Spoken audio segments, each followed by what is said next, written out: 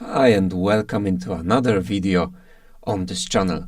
In some previous videos we installed ourselves a Ubuntu system locally and launched a local PostgreSQL instance with pgAdmin, which is a web-based interface for management of our database. So today let's hop into the AWS console and spin ourselves a PostgreSQL database in AWS environment.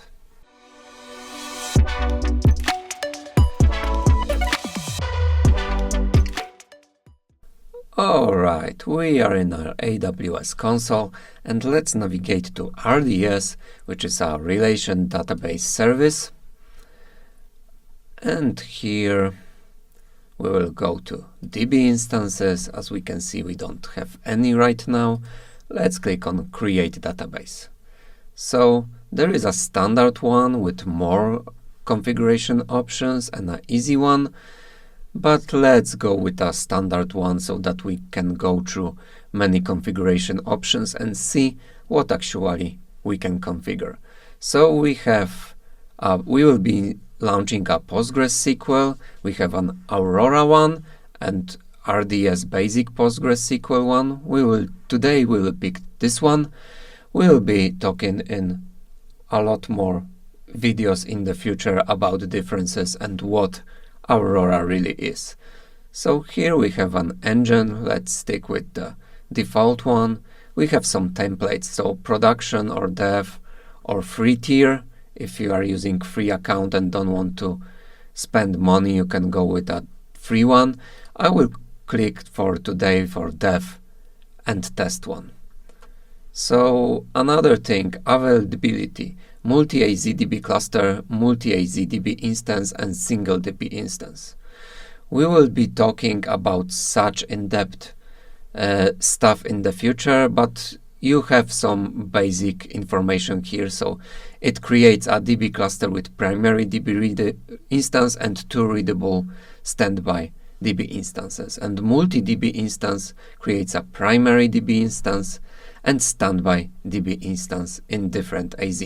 Right now we are checking a dev and test database just for our purposes. Multi one would be for production environment so that the disaster recovery would work and it would be highly available. So right now let's do a single one. We have our DB instance identifier, so let's call it briefly dev. Credentials. So credentials, master username. I will leave it as is. I will do a self-managed AWS. You can use AWS Secrets Manager, which is another service for storing credentials information, and it can be managed and then also, let's say, auto-rotated every some time that the database password will change by itself. So let's do a self-manage. I will here write briefly pwd, but you can also use auto-generate one. Instance configuration. So we have some classes on what instance we would like to have it. So either it would be a standard class, memory optimization, or burstable, some T3, T4, which we know from ECS already. I will do quite an instance on m5d.large. Then we have a storage. Let's maybe change the minimum to 20 gigs. We don't need 200. There are some also option about storage auto-scaling, so it's not set in stone that you will allocate some data here. So then we have some connectivities around VPCs and so on. So I will take the default VPC, I will take the default subnet, and I would like for us to have it right now publicly accessible so that we can access this database from our pgAdmin tool in our Ubuntu instance. So I will get a public access and it will assign a public IP. We will then check out if we need to have any specific security group. So let's do a default security group for now. I don't have a preference in availability zone. RDS proxy, we will not use it for now because it's a dev test database, but in a production one, you would probably like to get more into RDS proxy, which we will for sure talk in the future. Certificate authority is just a certificate. As you can see, it has a lot of expiry date. Actually, one of the certificates is going down in about a month, but the next ones have a lot expiry date in the future. I will be not using any tags, database authentication, let's leave it as is. Let's turn off the monitoring for now. It's just a matter of creating and getting into it from outside. So let's click create database, and it can take some time for spin up. It's not authorized. Okay, I cannot spin the instance.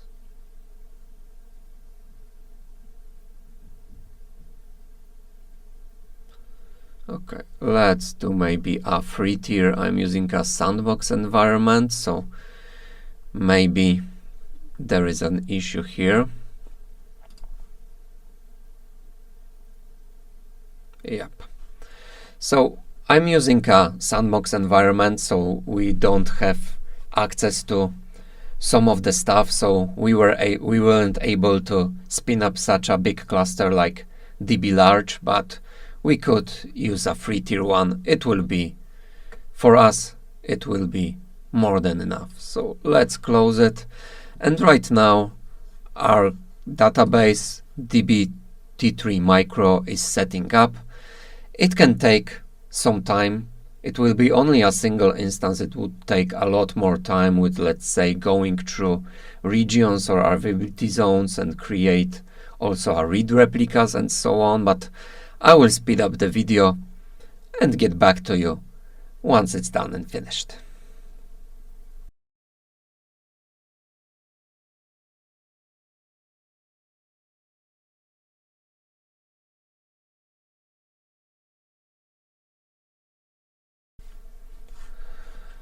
Alright, and our database is created. It took around 3 to 4 minutes. So let's refresh that.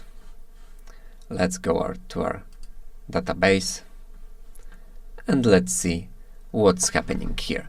So this is our endpoint and this is our port, a default one for PostgreSQL. It's a publicly accessible one, and let's try to log it. So we will go to our pgAdmin, which we installed previously. If you didn't watch that video, I will link it down below. So this is our pgAdmin. Let's make it a little bit bigger. We'll go to servers. We have our local server here, but let's also register another server. So let's call it AWS RDS briefly. And let's do a connection hostname. Hostname we will take from here. It's our endpoint. If you have your own domain, you can always attach it to Route 53, which is a DNS from AWS, and make it in your domain. So this is it. Maintenance database username. There was a Postgres, and our password was briefly pwd. Let's see if we will be able to connect to it.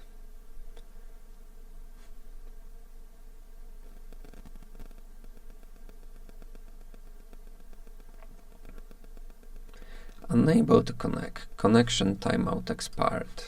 Okay, it is still being created because I see it's backing up. So let's give it still a moment to be fully accessible. And in the meantime, let's just go through the data and see if it will be for sure accessible.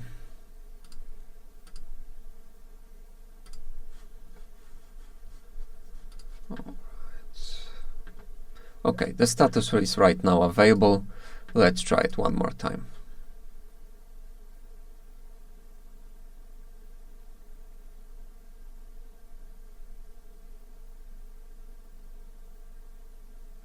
Okay, unable to connect.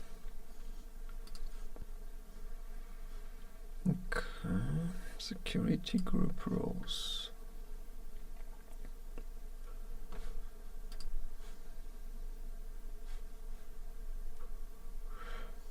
We have here a source from edit. Let's add a rule for all traffic on anywhere, because right now the rule was set only it allowed access from security group. So if we would instantiate EC2 instance and then attach the same security group to it, then the access would be there, but it wouldn't be from the internet itself. Let's check the connectivity one more time. And right now we were able to log in. So let's work it out. Let's go to databases. This should be a Postgres one and public schema as usual, like by default. And let's say we would like here to create something. Let's create another schema called, let's say, briefly def. Let's call it briefly. Let's see if we can add anything. Yeah, we added a schema called briefly, and then we can, let's say, create whatever we want, and we have databases, tables here, and we don't have any tables, but we can, let's say, create a new table. Let's call it users, without any columns yet and so on. But yeah, it shows us that we have the connectivity and we are able to create data and start building our database. So with a little bit of a hiccup on security group, but I think that it's also good to know how you can debug such connectivity issues. We are at the end of today's video. So see ya in another one.